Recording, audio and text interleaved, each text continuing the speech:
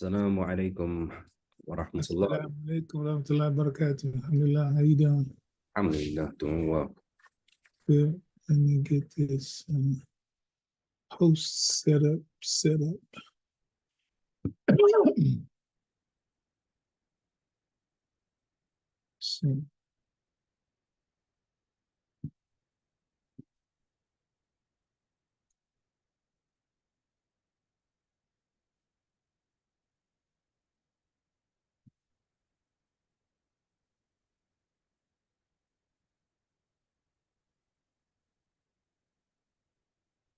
all right, I think we got everything clicked. So we're gonna obviously give a few more minutes for people to check in. How's it going? You back in the Bay? Where you at now? We still got a few more days on the trip. We're in New Orleans right now. Oh, New Orleans, Mohammed is there. Oh, are they here for Essence?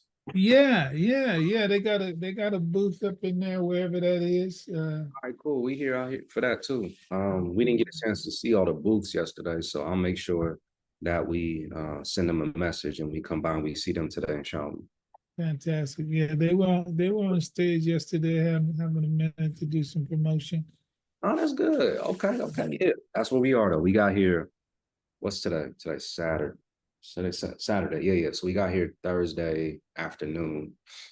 Our first day out there was yesterday, and it's 10 a.m. here. So Okay. business here at the room, and then So after, New Orleans only 2 hours from California. yeah, it's nice. There's a lot of history here. That's it, and the history is what made me. I'm like, let me get into some of the Haitian Revolution stuff because it directly ties to what's here. But Oh, yeah, it's and the Essence Festival is just beautiful. So many people yeah, coming up from all over. It's really beautiful. yeah, it's fantastic. All right, well, I'm glad, and it's gonna be real nice when y'all make that connection.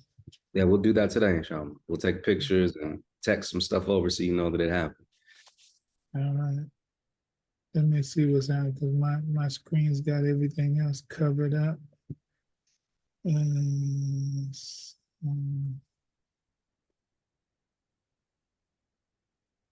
let's see. Excuse me for a second.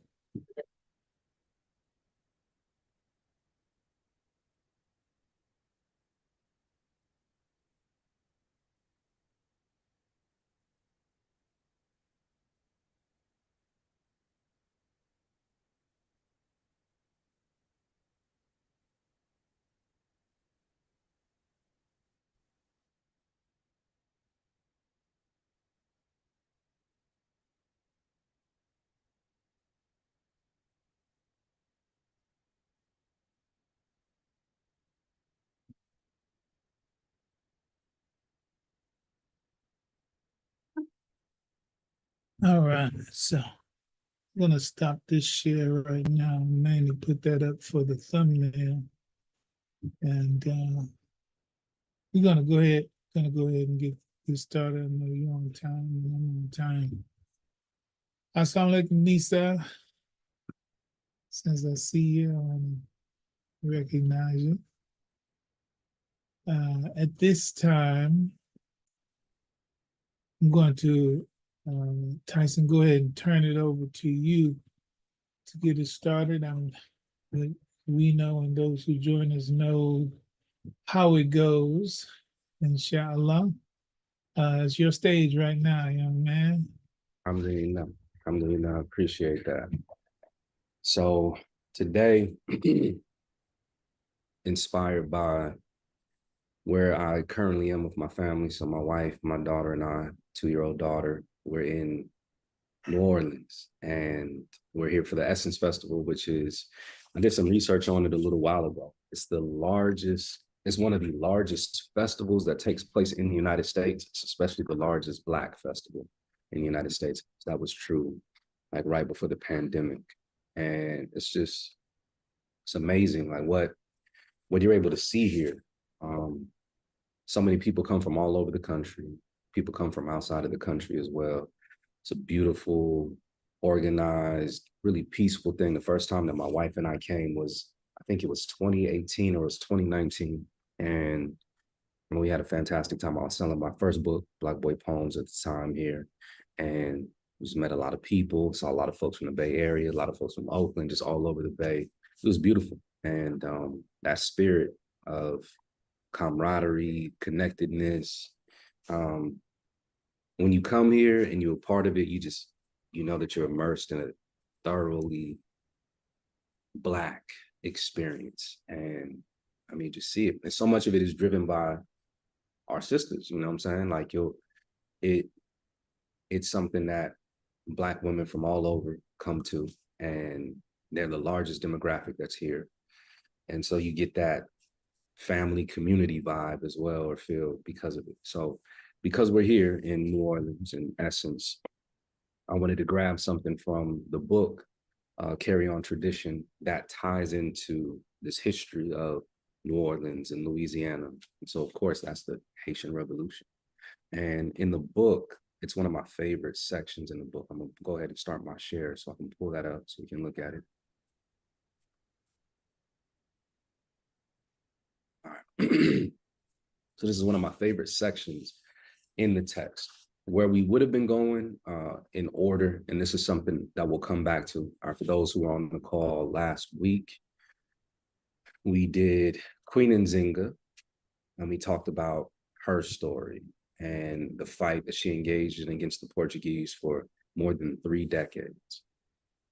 Where we would be going after that is to the story of our sister, Queen Nanny, bringing us back here to the Western Hemisphere, to Jamaica, and the incredible leadership that she has there. And we'll come back to this, we will. But because of the time and the place and just being inspired by the history that's here, I'm like, let's talk about the Haitian Revolution, because it's such a powerful, powerful representation of our tradition. Again, 6 main points in the tradition. There's knowledge of who we are. There's knowledge of who we are that convicts us to be responsible for not just ourselves, our family, but for our community. A knowledge of, how to protect ourselves and defend ourselves, making sure that the next generation receives that information as well. This idea of we stand up for what is right for our people, and if necessary, we're ready, we're willing to stand up and fight for what is right for ourselves, our family, and our community. So this right here is such a powerful embodiment of all of those elements in the formula that I talk about in Carry On Tradition. And then when it comes to what we've been learning over the past few weeks in the RISE seminar workshops here, if we look at the role of Islam in the Haitian Revolution, you see many of those elements in the foundation of what becomes the Haitian Revolution. I remember reading a book years ago, Servants of Allah, and it talks about how one of the figures who led to what we know was the Haitian Revolution, which starts in 1791, is a brother that was given the name Bookman. And they were like, one of the possible meanings for his name is that he was a man of the book. What book? Quran, meaning that he was Hafiz, that he was somebody who was a protector, a memorizer of the Quran. And he was such an important leader in the tradition that eventually became the Haitian Revolution, that when the first meeting that led to the events that took place on August 22nd, 1791, he was one of the folks that called folks to gather. He was such a respected figure, they came. There's another figure that they talked about. His name is Makindel or Makindle. His name became so infamous within Haitian society that it was connected to poison, because they said that where he was from in West Africa, they understood elixirs, they understood herbs for healing, for life-giving purposes, but then also for the purposes of taking life. And so he was so effective with that knowledge and that application of that knowledge that people stopped referring to poison as poison in French or like French Creole. They called it Makindel because he was so effective with the way that he applied that for the sake of freeing his people. Which is deep, you know what I'm saying? And there are also some connections to the people that he came from in West Africa, and them being a people who practiced Islam, and that being where some of that knowledge came from with him. But the Haitian Revolution is just such a deep story. And many of us are familiar with it in certain ways. I tried to do something with the book that helped bring it to life in ways that we hadn't seen before. All right, so let's go into it. So the way that I started in the text, I begin with the origins, right? So this is depicting this moment that takes place in August of 1791. So there was this gathering, it happens in the evening. You have bookmen who calls people to this gathering. You have a sister by the name of Cecile Fatima, who also calls people to this gathering. And because they're such respected folks in society, people come. They talk about multiple things. One of the things is, we can't keep doing what's going on. We can't keep allowing these people to oppress us. It is time for us to stand up and fight in a coordinated way. They make that decision that evening. The next day, the events break out in what we eventually refer to as the Haitian Revolution, 1791 to 1804. So this was the meeting that helped ignite that. And there's a whole bunch of other things that preceded that. One thing that I think is really important for us to bring into this conversation is, for those who have been a part of like this stuff that I've been sharing, one of the very first things that I talked about was the rebellion of Santo Domingo. That happens on the island of Haiti. So that took place in 1521. So you had brothers and sisters who have been working in community in organized ways to fight back against the institution of enslavement for more than 270 years by the time we get to 1791. You know what I'm saying? Like that's deep. This is almost 300 years of a tradition of resistance. So the spirit of Santo Domingo was with these brothers and sisters on this night in August of 1791. Spirits of bookmen, of Macandel, of every other person throughout the 1500s, 1600s, and 1700s who was like, we're going to fight to have our people free. All of that was present in these people in this gathering. So there's no doubt about it. It's part of the tradition. But then they embark on this moment the very next day. They lead it off. And so in this part of it, and you can see right here, there's the name Cecile Fatima. Let me bring that back. This is the actual document, you know what I'm saying? But it's okay, we can do that. So there's Cecile Fatima right there. We have Duddy Bookman right here. And we talked about one of the ways that people understand his name. Then we move from that general story that leads us to the origins of the Haitian Revolution, 1791 to 1804. And then we start getting into some of the historical figures that drove that. And I talk about two major leaders. I talk about Toussaint Louverture. And I really appreciated the fact that with the AI, I was able to capture these images. There's no official image of Toussaint Louverture. So if any of us go online right now and we look, or we go into some books, there are some paintings, there are some very famous images, but nobody knows what he actually looked like, because there was nothing that captured his real likeness. So because of that, I'm like, I got, some flexibility. And I did try to base it on a couple of the images that I've seen of him, but we just don't know what the brother looked like. The next person that we're going to get into is Jean-Jacques Dessalines, who takes over the Haitian Revolution after Toussaint. Same thing. Nobody knows what he looked like. And so I just tried to create some images that were based on historical imaginings of these figures, and then also just present some really powerful images that capture our history. So the way that I did it, it's going to be similar for both figures. This is Toussaint before the revolution. So he's in his 30s. This is maybe 1789, 1790. So right before the Haitian Revolution pops off. So he's a free man in the society. That's not what he was born as. He was forcibly enslaved, but then his conditions changed and he was working. He had a little bit of property, all of that, like on the cusp of what we know as the Haitian Revolution, 1791 to 1804. So we begin to tell some of that story. And introduce us to the setting, the person, the historical figure, and all of this stuff in here is accurate about Toussaint.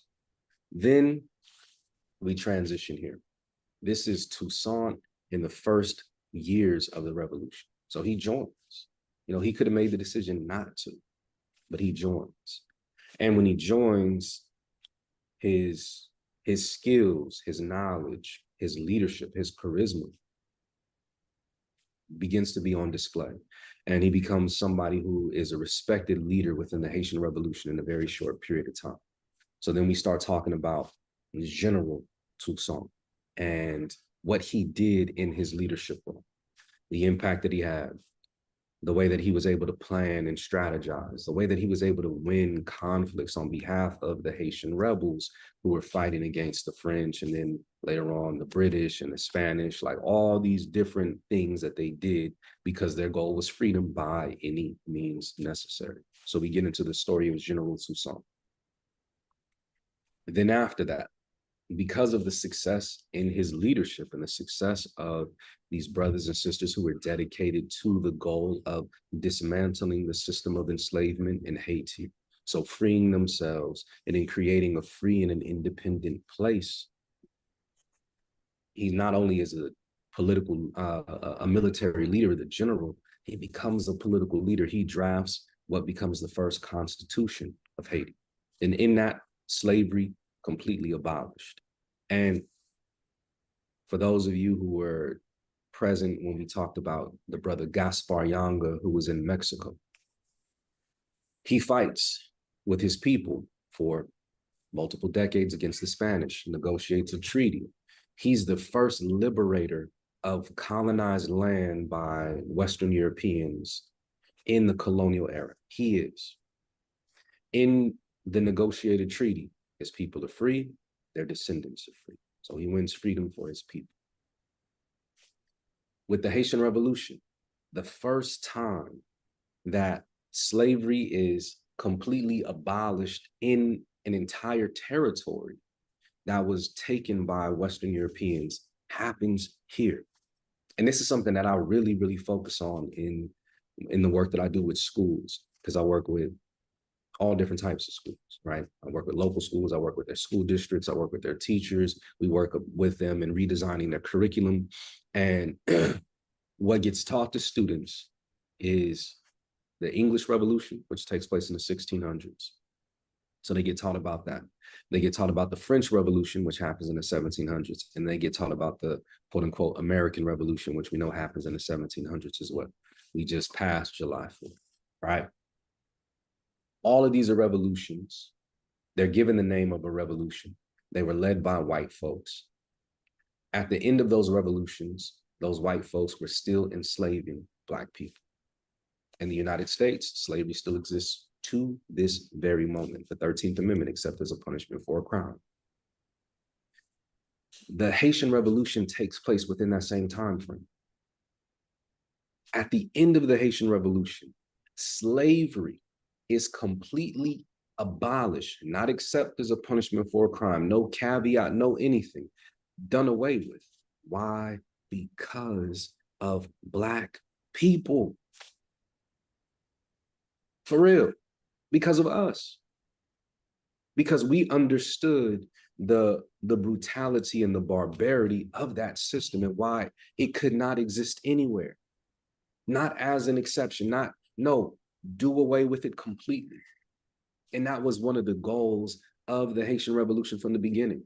It was never a goal of the American Revolution to abolish slavery. But we celebrate these people.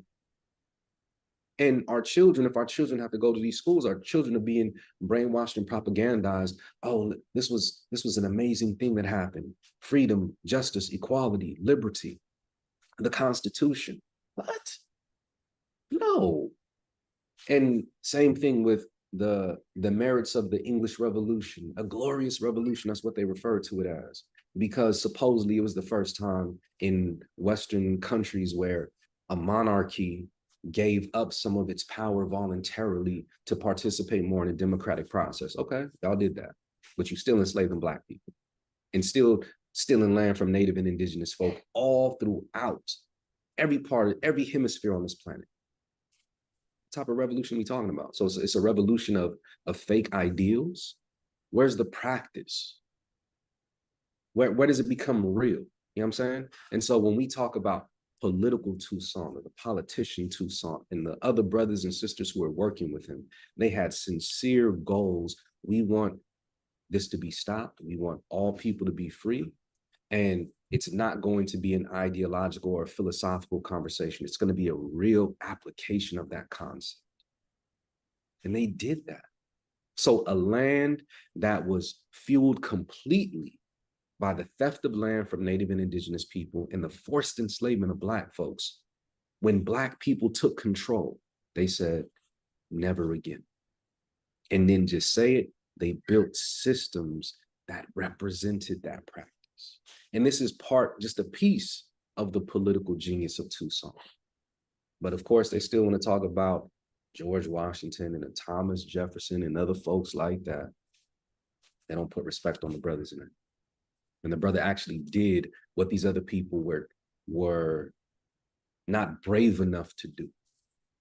So continuing. So you get that story. And then in here, right, towards the bottom, here we go. I'll highlight this for us.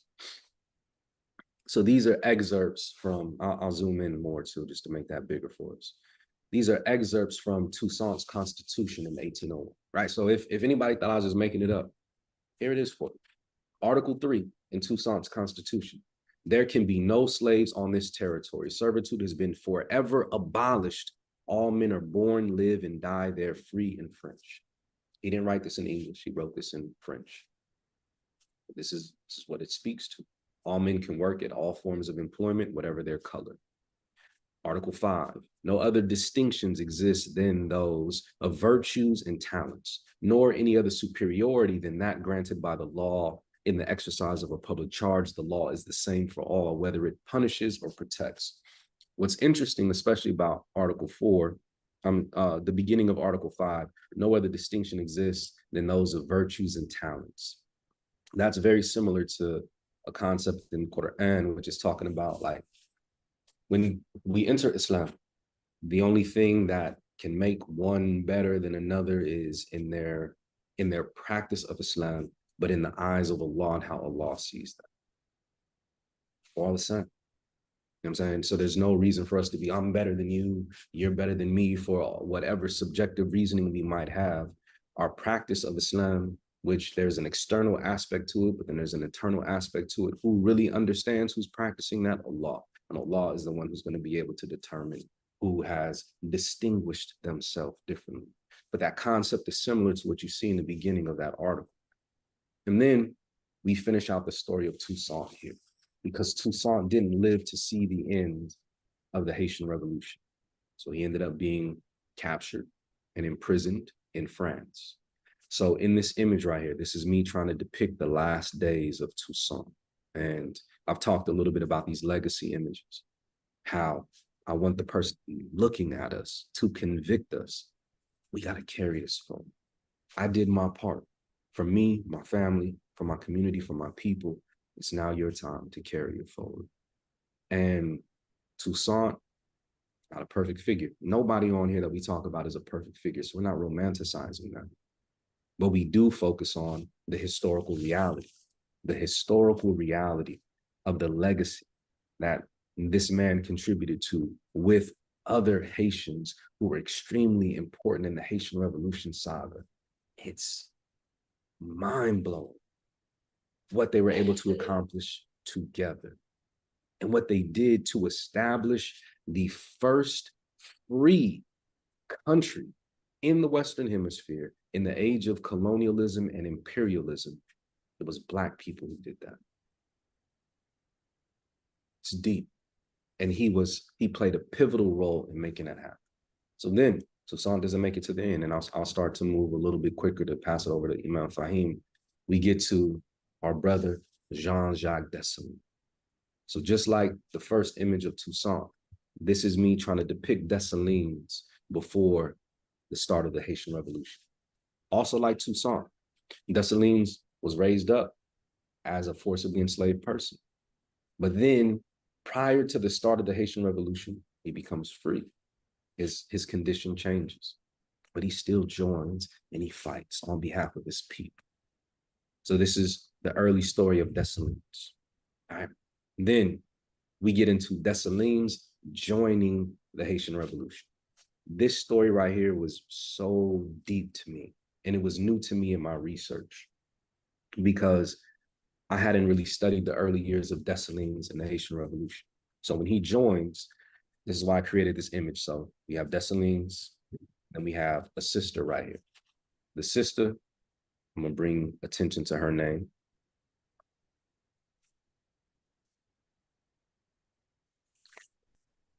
She was called either Montu or Toya. She was said to be from the warrior women of Dahomey. Some of you have an image of your mind of the film that Viola Davis did recently. Some of you might be thinking about the Marvel Disney film Black Panther and the Women of the Dora Milaje. They're based on the women of Dahomey. So this sister right here apparently was from the warrior women of Dahomey. So when the Haitian Revolution starts, you had somebody who was a certified warrior. What did she do? She trained a lot of the fighters who would fight in the Haitian Revolution. One of the folks that she trained was Jean-Jacques Dessalines. So Haitian Revolution breaks out. You got some people who have military experience. You have some people who don't. You got to train your soldiers. You got to train your fighters. That's also part of the formula of the carry-on tradition piece. Who did they give that responsibility to? This sister right here. She was one of the folks who was training fighters that fought in the Haitian Revolution. One person that she trained was Jean-Jacques Dessalines, who becomes one of the most distinguished fighters and leaders in the history of the Haitian Revolution. I just felt that was such a powerful, I didn't know that. I learned this several months ago when I was working on this book. I didn't know that before. And so that's why I wanted to depict this image. And I had to do it using this more of like an animation cartoon filter, because when I was trying to create the other images that represented it, none of it came out right. So this is the best way that I was able to represent that. So that's why this is Soldier Dessalines. So he comes into the Haitian Revolution. He gets trained up. He begins to distinguish himself as a soldier, as a warrior. But who was he trained by? He was trained by that sister, Sister Montu or Sister Toya. All right. Then he becomes known as Lieutenant Dessalines, distinguishing himself, working with Toussaint, extremely effective as a military leader, brave, bold, willing to fight, put his life on the line, but also able to strategize. And they win, and they continue to win. So we get a little bit of his historical record as a military leader. Then we get to Dessalines taking over the leadership of the Haitian Revolution after Toussaint is captured and imprisoned in France. And this one right here, this is something that I truly, truly love and respect in the story of Dessalines. There's some people who don't like this part of Dessalines' story. I love it. I love it. And so there's this very famous speech that he gave towards the end of the Haitian Revolution where he says, "I have avenged America." And this is a little bit of the context for it. So he's talking about how the Western Europeans came, they imperialized and they colonized. They stole land from native and indigenous people. So they created so much harm just in that. But they didn't stop there. They created more harm in this hemisphere by stealing Black people from the African continent and then forcibly enslaving them here in the most brutal and inhumane way, profiting off of them, breaking up their families, humiliating, dehumanizing, all of that. He said, we stood up and we fought. And not only did we stand up and we fought, we defeated them. And not only did we defeat them, we gave them the ultimatum. If you're going to stay here in Haiti, you have no rights, as in rights to power. You can't claim any title of power over another Black person. You can't do that. So if you're going to be here, you follow these rules that we established, or you go.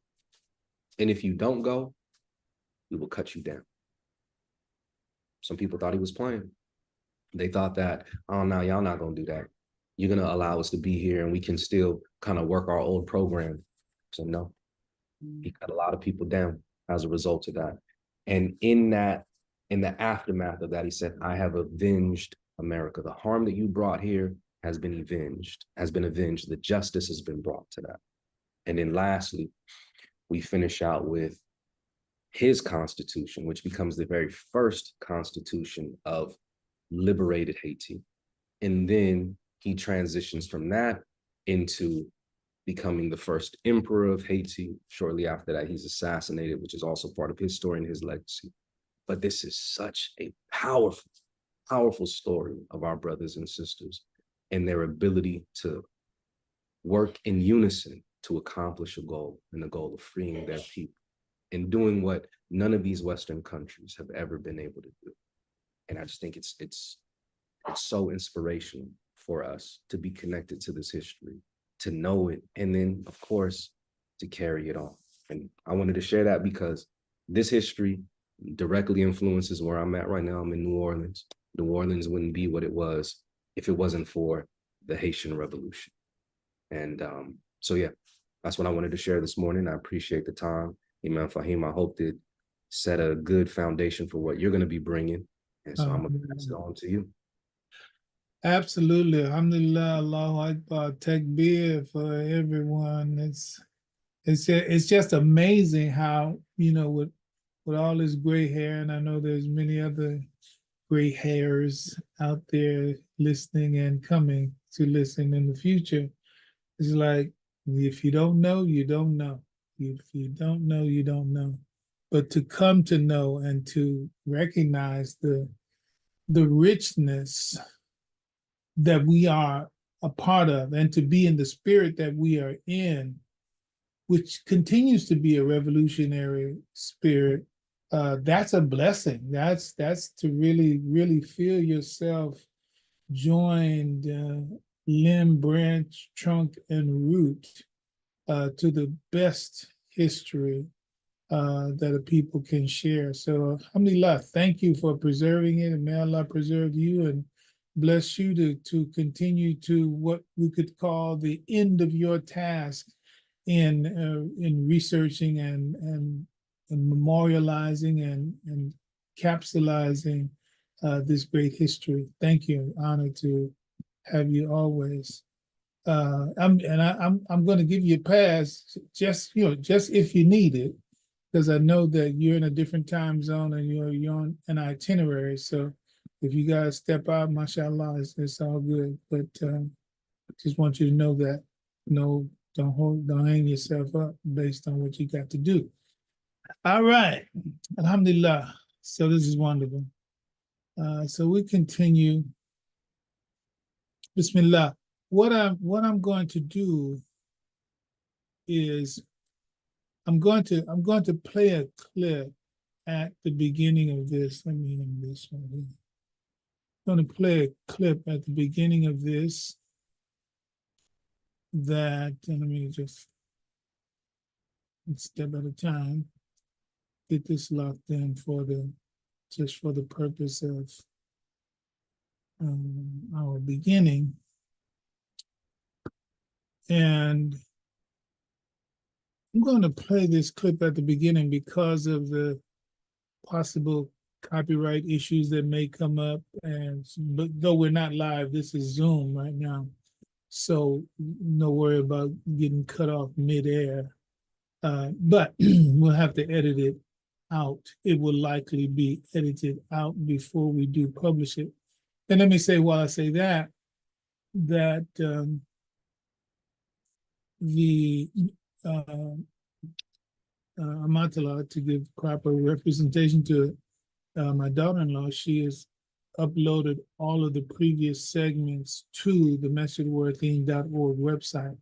So you can just go to meshedworthing.org and then click on the button for previous presentations or previous episodes, whatever the language is, and you'll be able to, watch them in order and have access to them. They get posted to Facebook and YouTube sometimes, after the presentation.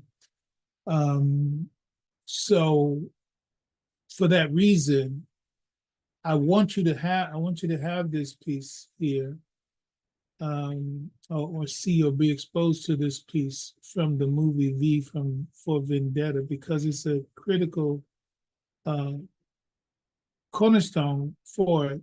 Then we're gonna kind of do a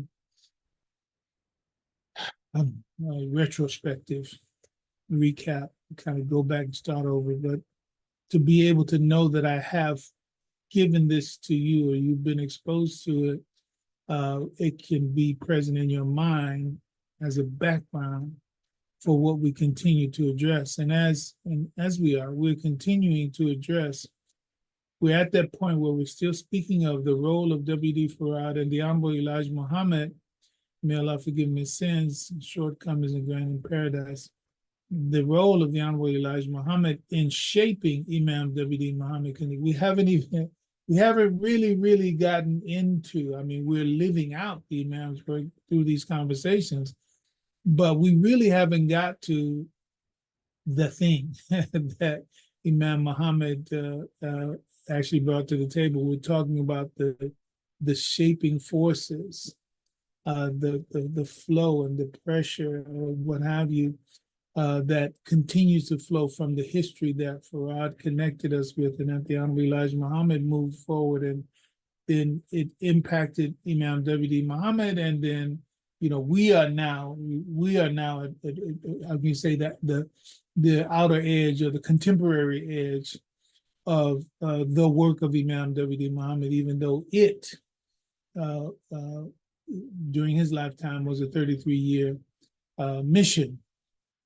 And so the reverberations continue, but we still have to go back to the pre-1975, and to come into the point where to know why he did what he did the way he did, and again, and one of the most profound aspects of it is to ultimately capture conceptually the will of God in it.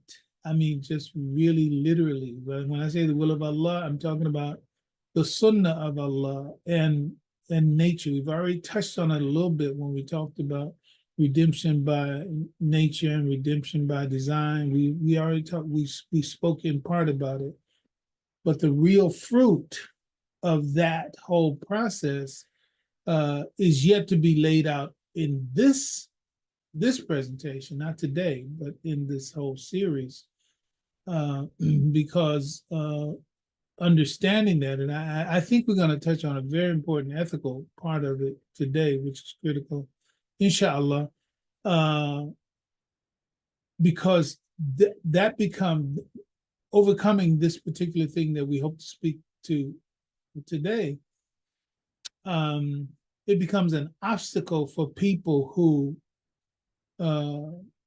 don't get it. Let's just put it like that. And even for those who go as far as feeling the need to oppose it, i.e., the legitimacy and the veracity of the life that extends from and through the Nation of Islam of the Honorable Elijah Muhammad. And I'm going to be speaking to, we already are in part, we have already when we started talking about the noble lie, but again, it's a big story. It's quote unquote, it's complicated on one level if you don't know, but it can be simplified, which is what we're trying to do, and therefore it is comprehensible, not just from a rationalization perspective or a justification perspective, but from a descriptive, evidentiary position that is legitimate in the scheme of human life, philosophy, religion, and of course, it must be in Al-Islam. That's what we hope to get to. But having said all of that, I'm going to play this clip so that it can be at the front of the presentation, and I can just chop it out. And then when I come back, I'm going to have some type of reintroduction, not as long as this one here. So if I get some editing skills and support some kind of way, I'll be able to blend it in a seamless kind of way. If not, mashallah, we just have 1, 2, 3 different sections because we don't want them to kick us off of the other platforms that we unfortunately are dependent on right now. We don't want to lose it all just for this piece. But this piece is just a very important piece. So hang on while I switch up on this right here. Um,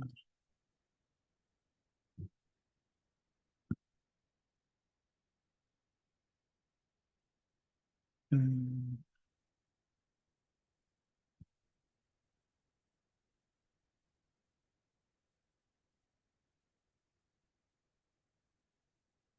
so,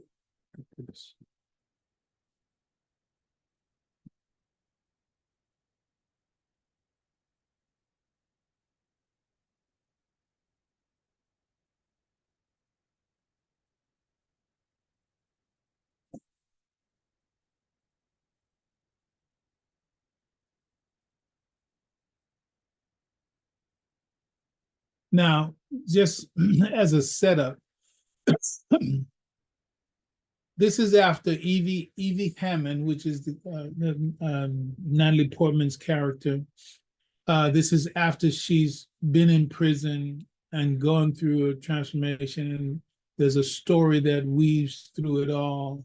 And, inside that story, the alphabet community has their part of the agenda inside that story. That's fine.